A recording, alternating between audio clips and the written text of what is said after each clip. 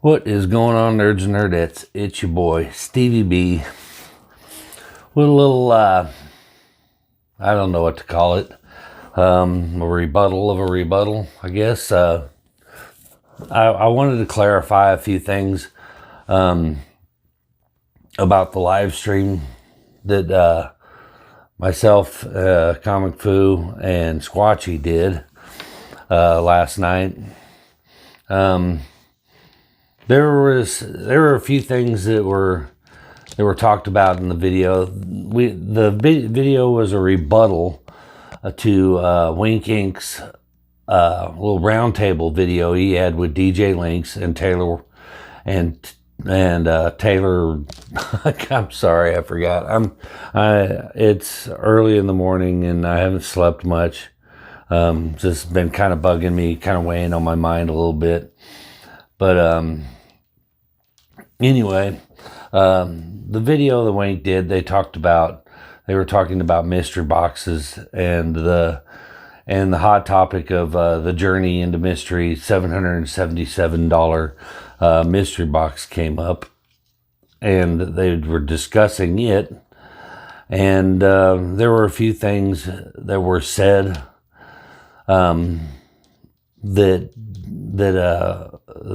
that I myself, as well as Foo and Squatchy, kind of disagreed with. I think it started off as a discussion about the Journey into Mystery Box thing, and it kind of evolved into a general discussion on mystery boxes in general, I think, and the lines got blurred a little bit about what was what they were implying on as general for all mystery boxes, and what they were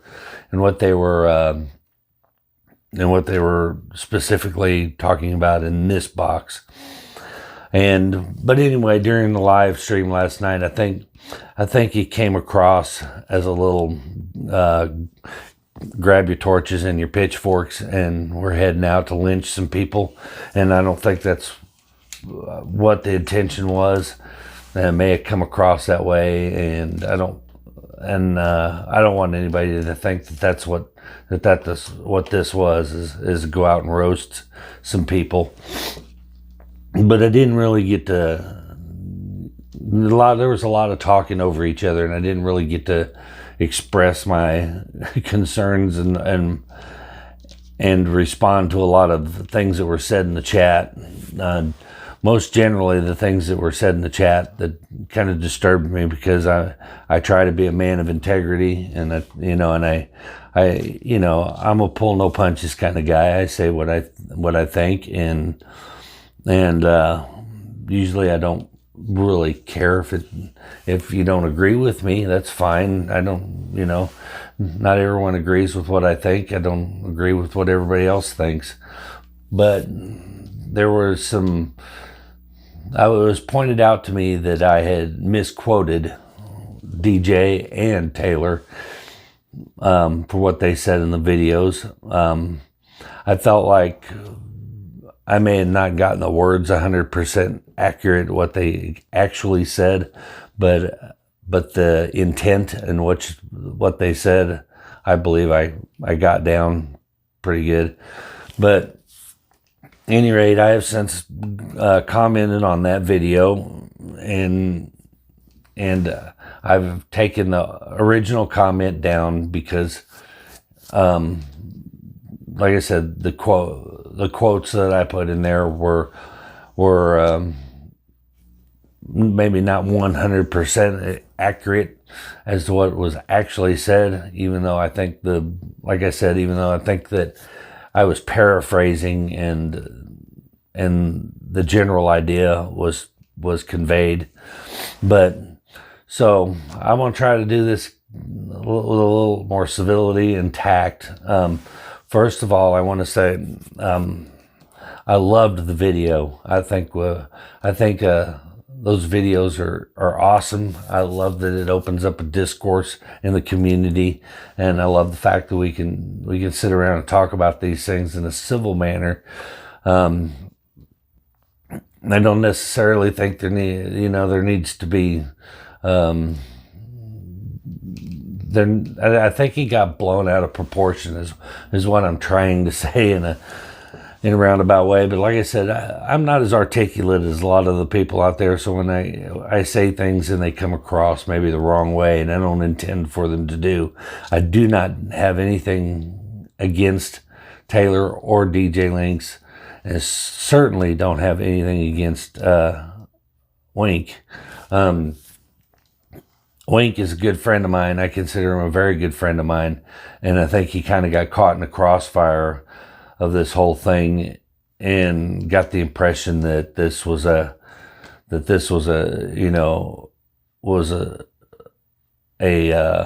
smear on him, and it's not at all. I'm going to be our favorite word, the word of the week seems to be transparent. So I'm going to be 100% transparent here. I owe a lot of my success to my channel to Wink Inc. He has a lot of members of this community owe success of their channels to Wink Inc. He has been probably one of the number one supporters of everyone in this community, including Squatchy and including Foo. He has never said a bad thing about any of us in this community. He's always been very supportive, and he's always driven traffic to our channels and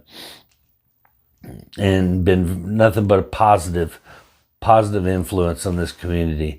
I want to be 100% clear on that this whole thing that's been blown out of proportion was never about a smear against Wink, his integrity, or his contributions to this community. Because as I've said, I don't think anyone contributes more to this community as far as support as Alex does, and that is 100% transparent. You ask anyone in this community, and none of them, whether you like him or you don't like him, you can't deny that he has definitely been one of the major supporters of this community.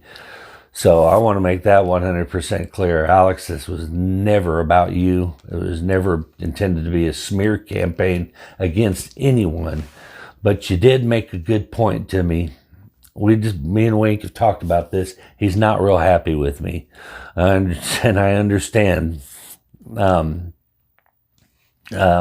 What started off as me joining, I wasn't even aware that we were going to go do a live. It wasn't a planned thing. It was an impromptu, hey, let's go live about this. And it was never a, hey, Stevie, come on here and go live with us. The link was posted in a group chat, and it was a last second, we're going to go live. And I wasn't even going to go on there because I don't know if you've ever been caught between two friends and having to take a side. It's really difficult. And part of me was saying, don't even go in here and get in the middle of this. But I felt like I should at least give my 2 cents worth and try to keep it from becoming a lynching. But Alex had actually messaged me and said, hey, your boy Foo's going live about this video that he posted. And so, and I told him, I ain't going to get involved in that. I'm not going to go on there. I don't want to go on there and trash everybody. And then I said, you know what, on second thought, maybe I should go on there and be a part of it. So I made a last minute decision to go on there, probably not the correct one, because it came across as I grabbed my pitchfork and my torch and joined the lynching. But again, I'm not saying that was the intent. I don't think Foo and Squatchy's intent was to go on there and crucify anyone or anything. But Alex made a good point, and the point he made was that we never reached out to DJ, Alex, or Taylor and asked if they wanted to join in on this live and give them the opportunity to defend themselves. We just kind of went out there and made our opinions known without giving them the opportunity to defend themselves. And I don't think that was probably the correct course of action to take. So I do agree that was probably that they could have been handled probably a little better, and they should have been given an opportunity to come on there and defend themselves, because maybe we took what they said out of context or whatever. But anyway, here is my break. Here is my actual thoughts on what happened on the video. Again, I absolutely love the video. I love to see more of these videos like this. I think this one was blown way out of proportion. Everybody is entitled to their opinion. Everybody is entitled to collect the way they collect. And to a certain extent, I think when we buy mystery boxes, I do think we all have these expectations that, ooh, we're going to get something really good. And when we don't, it kind of lets the air out of your sails. Some people just handle it a little different. I mean, when I buy a mystery box, I never expect to get a grand prize win or a big monster win.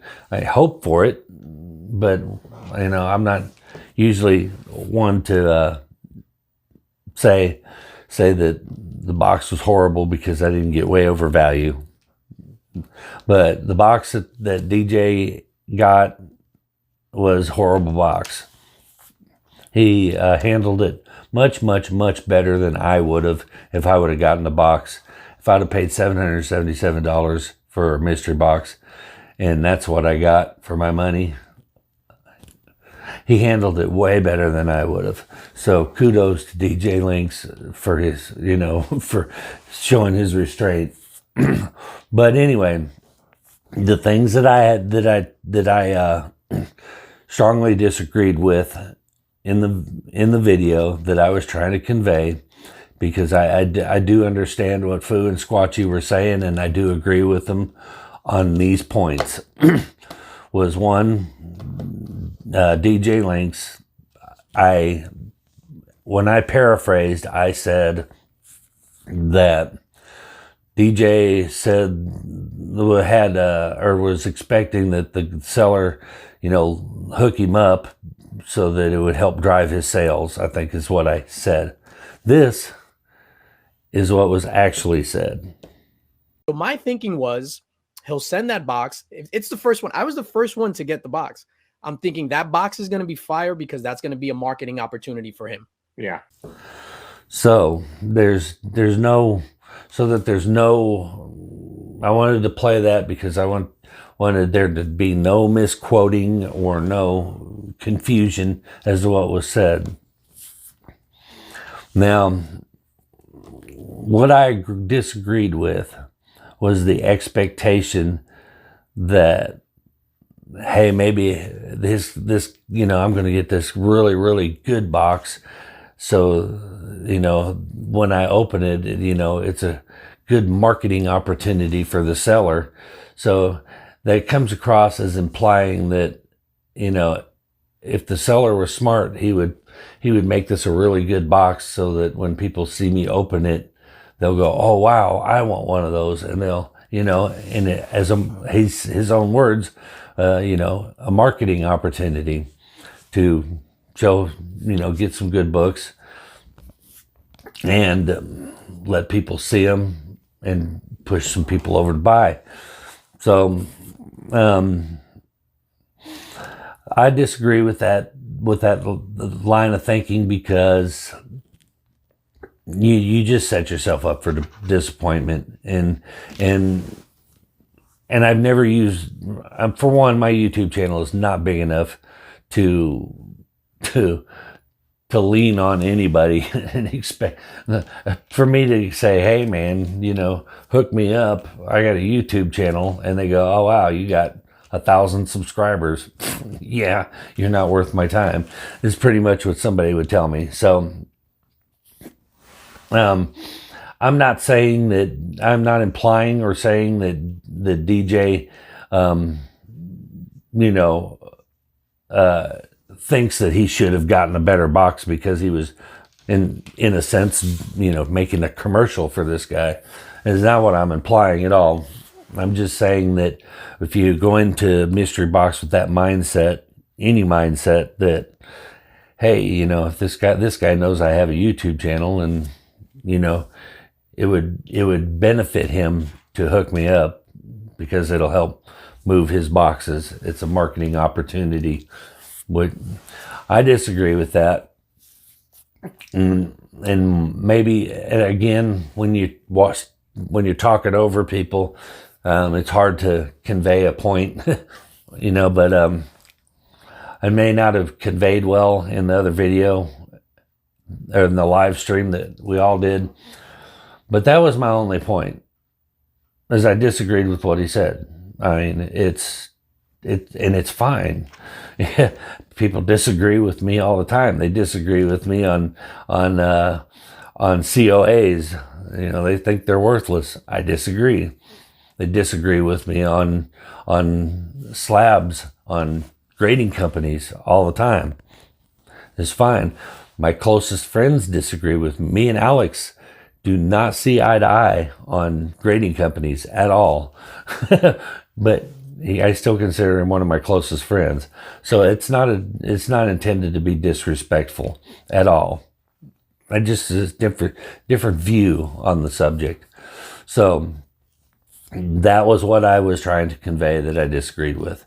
The other thing that I disagreed with, and I was told that I misquoted, I believe what I said in the live stream was that Taylor said, if you're going to make a $500 mystery box and there ain't at least $900 worth of value in it, don't waste my time. This is what he actually said. I think if you're going to put out a box, and this is the advice to the people building a box, you've got to build a box that is well above value. If you're building a box to make money, you're going to irritate the hell out of this community very quickly.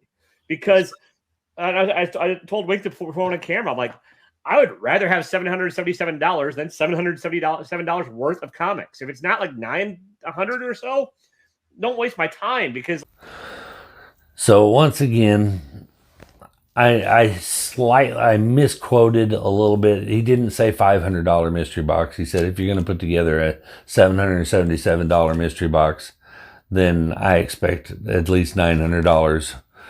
But you heard what he said anyway. And I think those expectations are a little lofty. But I think what he was trying to actually imply was at that price point, at a price point of $700, you have higher expectations than you would at a $50 one. And I get that. I get that. And again, the $777 mystery box that I saw opened, they were bad. And here's the thing, is it came across like we're trying to tell people that hey, if you get a shitty mystery box, suck it up, quit whining about it, and take your kick in the nuts and move on and be happy. That's not what we're saying. Those $777 mystery boxes were guaranteed value, and they didn't hit value. And I would be upset about that. And no question. And at a $50 price point, if I buy a $50 mystery box and I get $10 bin books in it, like happened to Foo most here recently, I would not be happy about it. And I would have something to say about it. So nobody is suggesting that when you buy a mystery box that you should take a shitty box and and just be happy about it and move on. Not what anyone was suggesting at all. I think when you buy into mystery boxes, I think your expectations should be reasonable. That is what we're saying. And to double your value at any price point, or to even suggest that you get way above value, is unreasonable. It's unreasonable. It's not fair to the seller, because it was also suggested in there, which I disagree with. It was also said that you can't make money selling mystery boxes. That if you go in there expecting to make money on it, that you're just going to irritate people that buy them, and you're not going to make money on them. Then that's not necessarily true. If you can't expect a seller to sell boxes and take a loss. I mean, that's unreasonable expectations as well. They're going to make a profit one way or another. And the way you make those profits is you buy in bulk, like say Comic Vantage, Spider-Man Booth, all these other bigger mystery box company. They buy in bulk and they get bulk prices, but the value of the books are still there. Or you pick up for instance, you pick up a comic book. This is a new comic book. This has not even been out that long. And you pick this thing up at cover price of what? Say $4.99 or whatever. You pick it up at $4.99. Well, a couple weeks later, the comic book market fluctuates. So if I pick up a comic book at cover price for $3.99, $4.99, whatever, and then in a week's time, 2 weeks' time, a month's time, that comic book blows up, I sell it and I make a profit. Put it in a mystery box. The value increases on that mystery box, even though I didn't pay that much, and I make a profit. I used to put signed books in all my mystery boxes.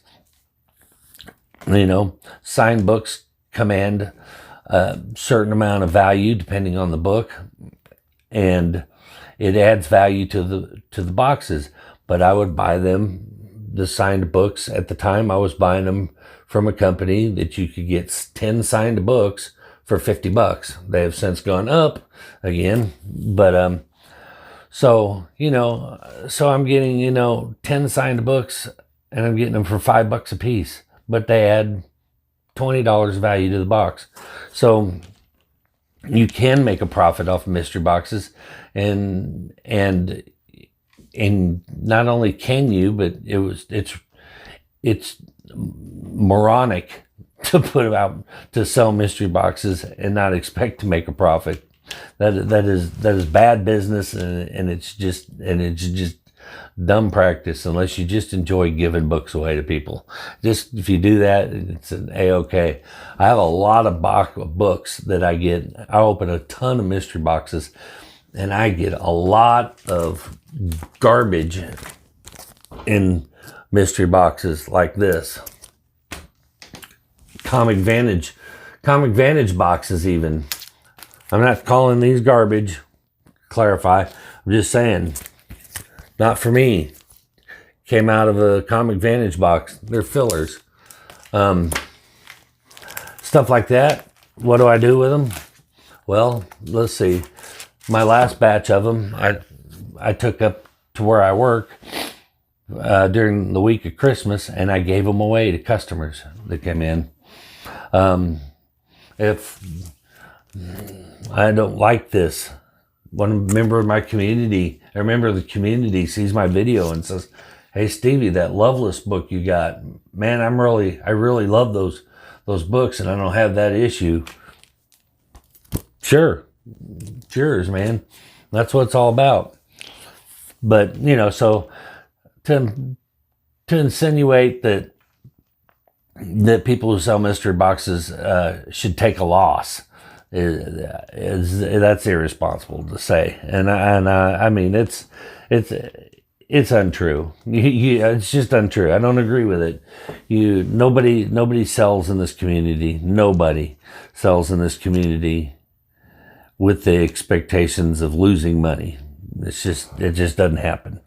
You know, sometimes on a book you do lose some money, but generally speaking, you sell books to try to make a little money off of them. You sell your dollar bin books you throw in as fillers in your mystery boxes to get rid of, or you AOK them to somebody who appreciates them more than you do, or whatever, and that you take a loss that way, you know, because you did pay for it. You ain't getting anything back for it, but you make up for it. I just wanted to have my say uninterrupted, anything and everything to express what my intentions were in the live stream last night, and what what I was actually trying to get to in a civil manner, was just to say that I didn't agree with some of the stuff that was said. Now I've illustrated the points that were said that I disagree with and why I disagree with them civilly. That's how it should be done. And again, I mean no disrespect. Just because I disagree with you doesn't mean I don't like you. It doesn't mean I don't respect you. It doesn't mean anything like that. It just means I have a different view, and it's fine. Especially in today's society, man, it seems like you're demonized if you have a different view than someone else. And that's why I like this community so much, is because it seems that we can disagree and still be adults about it. Now, so I wanted to just clarify my position in this whole thing. It's very, very, very difficult when you get torn between a couple friends. I'm sure y'all have been there. I don't want to upset Squatchy and Foo. They're good friends of mine, and I certainly don't want to upset Alex, and I really don't want to upset DJ Links and Taylor. It wasn't my intention to upset anyone. It was just my intention I just had a different view.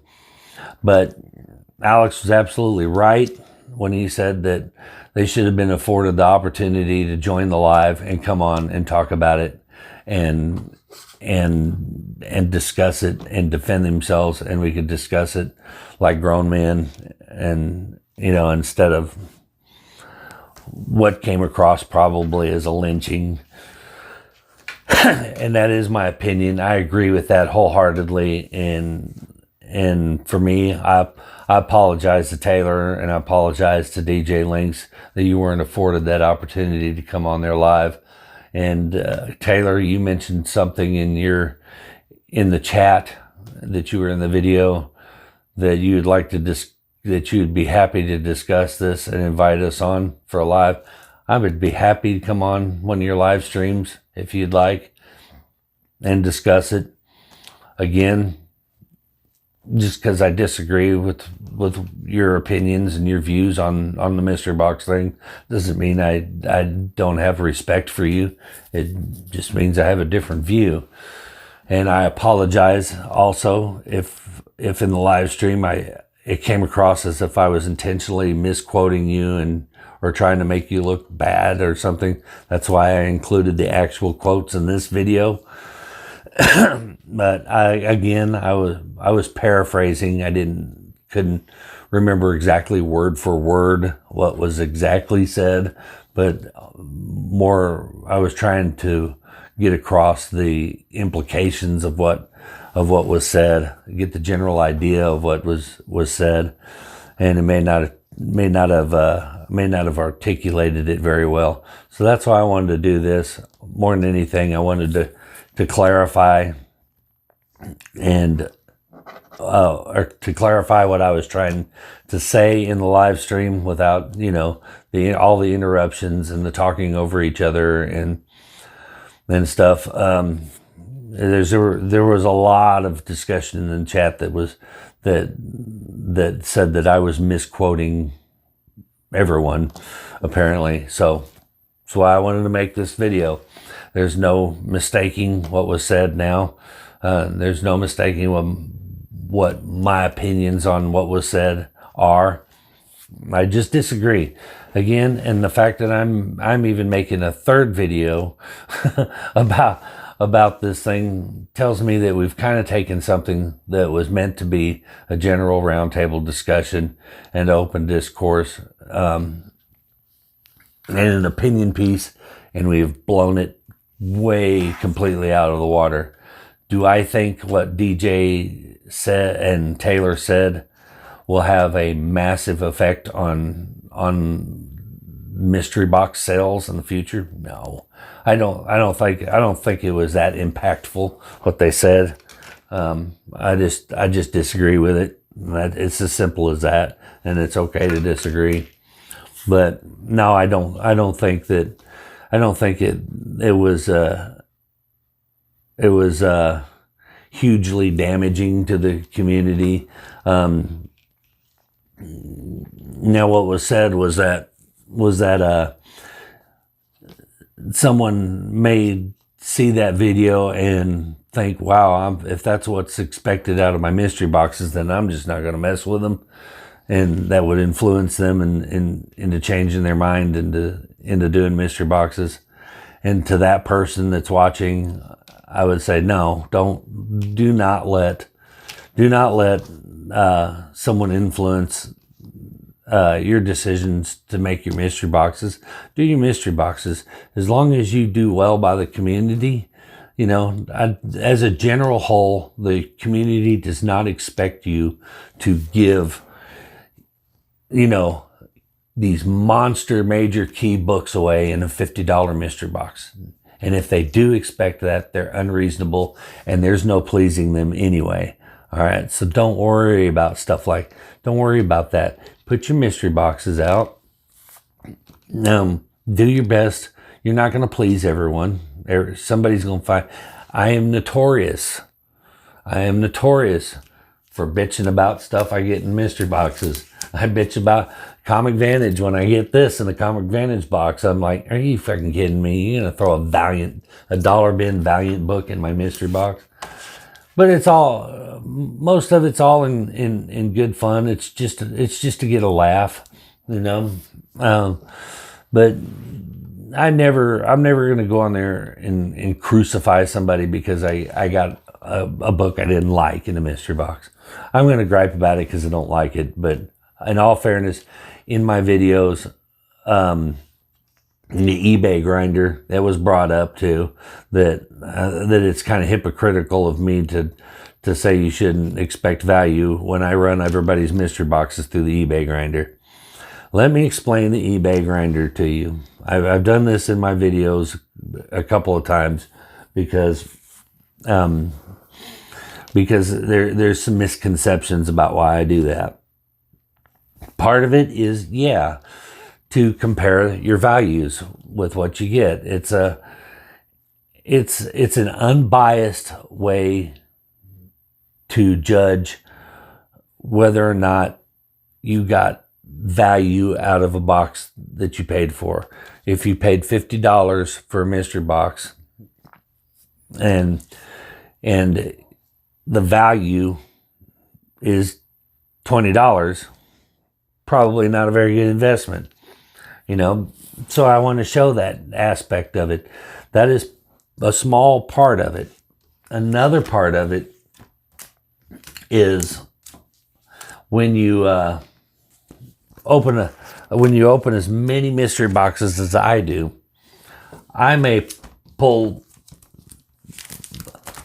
this book out and then turn my nose up at it and be like, loveless, no big deal, kind of crap, kind of a filler book. And then when I go through the eBay grinder and look it up, find out that that's a $50 key book, and it's a key because of this. I didn't know that had I not gone to the eBay grinder and looked it up. And that's what I enjoy most about the eBay grinder.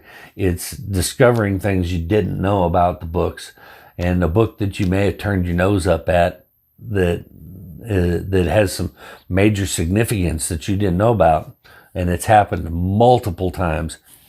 So that's the eBay grinder in a nutshell. And it's just a fun thing. And honestly, if I stopped doing it, people would probably complain. And, you know, my subscribers would go, "Wait, what did you do with the eBay grinder? We like that part." You know? But generally speaking, when I get a mystery box, if it doesn't hit value, but I got a bunch of books that I really like, I'm generally not mad about it. You know, I've broke even a couple times, but I gotten really, really good books that I really liked. So I wasn't mad about it. So I don't do it because if it doesn't hit value, then I consider it a crappy box. That's not why I do it. And I've had a lot of boxes that didn't hit value that I thought were great. I loved them anyway because it had a bunch of books in there I liked. So it's not. I don't do that to evaluate whether a box is good or not. Okay, I do it to give people who are looking into buying mystery boxes a kind of what to expect. You know, then they make their own decisions. They'll go, yeah, he bought a $50 mystery box and he kind of broke even on them, but damn, those are some cool boxes. So I'm making an informed decision to go get one of my own, or, you know, I think I'm going to pass. That's all it is. It's to give everybody, you know, information to make their own decisions with. But at any rate, I've gone on long. I know it's a long video. It kind of got heated. You know, I certainly didn't want to lose any friends over this topic, and it's sad that Alex's first attempt at something that I think is an awesome idea kind of got blown out of proportion over a topic that, quite frankly, really isn't that big a deal. Agree or disagree, and I think you could just disagree and say, hey, I disagree with this and this is why, and move on. And I don't think it really should have gotten this out of hand. Anyway, I did want to just clarify my side of it, what I was trying to say in the live stream last night, but didn't quite get across. I wanted to show the actual quotes on what was said, so that no one felt I took anything or I changed anybody or put words in anyone's mouth by what I disagreed with. And also, I don't want Alex Wink Inc. I don't want him to get discouraged from this video and not make any more, because I love these videos. He and I have actually talked. You know, like I said, we have different views on a lot of things, and I brought up a subject that we both wholeheartedly disagree on, and told him I'd love to come on the show and debate you on that. And I even told him, I said, I will flat out Ben Shapiro your ass on it, you know. And we made a joke about it. And, you know, at the end of the day, if he still wants to collab and do something like that, we'll go in there and we'll butt heads. He'll tell me why he disagrees. I'll tell him why I disagree with him. And at the end of the day, it'll be a fun show, and we shake hands and we'll still be friends. I think he feels a little blindsided by the video that happened last night, and I kind of don't blame him. I understand why he feels that way, but I don't think that it was anyone's intention to discredit what he's done for this community, because anybody that watches comic book unboxing videos knows Alex and knows that he is a huge supporter of everyone in this community. He buys community boxes from people that sell. He shouts out channels. He's done giveaways to help people. He did giveaway to help me get to 1,000 subscribers. but you know, he's done like things like that for a lot of channels, and certainly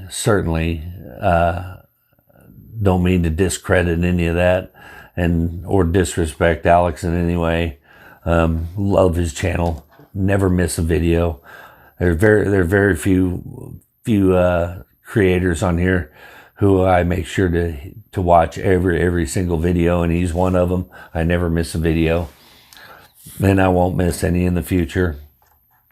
And I'm sorry that he's mad at me, and I didn't mean for all this to blow up, but I just wanted to get my side out there. And again, like I said in the live stream, DJ Taylor, I apologize if I took what you said out of context or I misquoted. Hopefully this will clarify a little more my intentions were.